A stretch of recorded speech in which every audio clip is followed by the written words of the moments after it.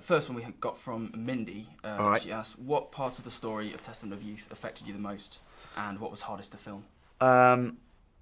What part of Testament of Youth affected me the most when I watched it was Alicia's performance when she finds out that Roland's died, and she breaks down in that scene. And I think it's harrowing to watch, and she did such an incredible performance.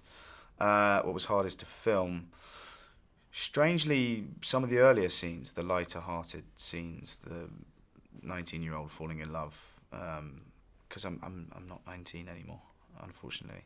So it was trying to sort of revert back to being a teenager that I found quite tricky sometimes, to find. Next we have Rixu, who says, how was it working with Colin Morgan and Taron Egerton?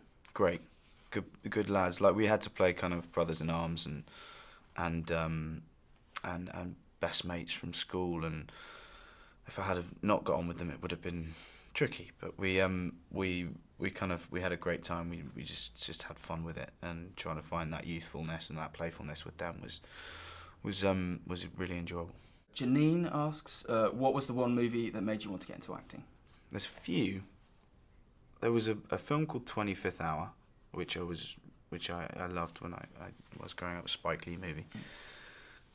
Baz Luhrmann's Romeo and Juliet, Leonardo DiCaprio in that movie was one that I really loved. The next one is from Ellis, who says, are there any roles you would like to play either on screen or in the theatre? Roles or royals?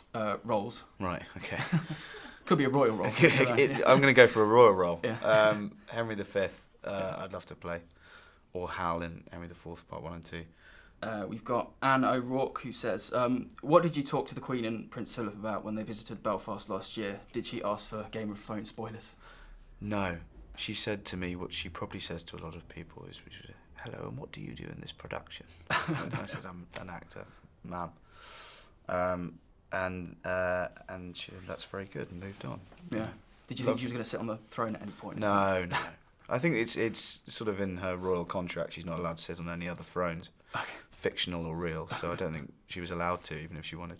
Next one we have is from Mishi, who says, have you heard any of the fan theories regarding Jon Snow's mother? Do you have your own speculations regarding that? I have heard some fan theories. I try and avoid too many fan theories. I do have my own theory, and I wouldn't ever disclose it. Next one from Curtis, who says, what can you tell us about your character Will in Spooks the Greater Good? Do you prefer taking on contemporary roles like this one, or playing historical or period characters?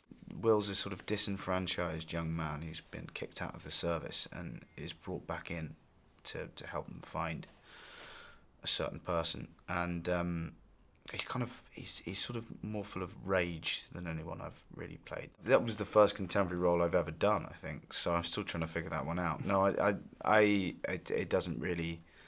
It's more about the character and the piece than about the period of history. Cool. Very quickly as well, Richard asks, how excited are you to work with the super talented Xavier Dolan? I'm very excited. Xavier is. We've met a few times recently, and he's a bit of a genius. And I'm it's a little way off us filming that film, but I'm kind of gagging to do it. Really, it's a very special piece.